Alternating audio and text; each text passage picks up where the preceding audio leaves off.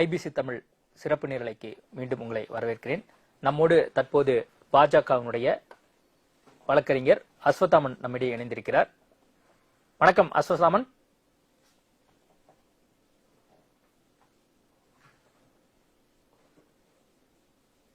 அஸ்வத்தாமன் லைன்ல இருக்கீங்களா? லைன்ல தான் இருக்கேன். என்ன சார் வாக்கெல்லாம் அதிகமா திருடி ஜெயிச்சிட்டீங்க போல இருக்கே. வார்த்தைகள் அளந்து பேசுங்க. வேற ஏதாவது அசிங்கமா வாயில வந்துடும். மீடியா எல்லாம் பார்க்க மாட்டேன், அசிங்கமா பேசிடுவேன்.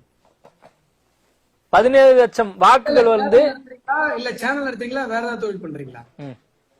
இல்ல சேனல் தான் நடத்துறியா இல்ல வேற ஏதாவது தொழில் பண்றியான்னு கேக்குறேன். என்ன பேச்சு இது? இல்ல என்ன பேச்சுன்னு கேக்குறேன். மன்னிப்பு கேளுங்க, அடுத்த வார்த்தை பேசுங்க. இல்ல நான் கேட்டது என்னன்னா, மன்னிப்பு கேளுங்க, இல்லன்னா நானே பர்சனலா வழக்கு போடுவேன் உங்க சேனல ரோட்டுக்கு. சரி, ஓகே, ரைட். வார்த்தையை திரும்ப பெற்றுறேன். மன்னிப்பு கேட்ட அடுத்த வார்த்தை பேசுங்க. நீங்க மன்னிப்பு கேட்ட அடுத்த வார்த்தை பேசுங்க. நான் ஒன்னும் உங்க சேனலுக்கு இப்ப இன்டர்வியூ கொடுக்க நிக்கல. நீங்க தான் 1/2 மணி நேரமா என்கிட்ட கேட்டீங்க. 1 மணி நேரமா நீங்க தான் கெஞ்சினீங்க. என்ன பேச்சு இது? என்ன? சரி சார்,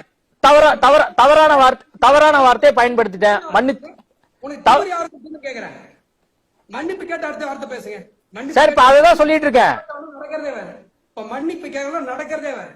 இல்ல யாருன்னு இல்ல, வார்த்தையை திரும்ப பெறேன், மன்னிப்பு கேட்கறேன் நான் சொல்லிட்டேன். அடுத்து வாங்க, கேள்வி கேளுங்க.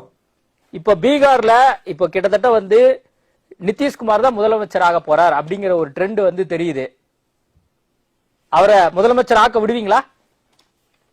அதாவது உங்களுக்கு வரலாறு தெரிஞ்சா இப்படி ஒரு கேள்வி கேட்க மாட்டீங்க. ஏற்கனவே வந்து பாரதிய ஜனதா கட்சி 70 சீட்டுக்கு மேல ஜெயிச்சது.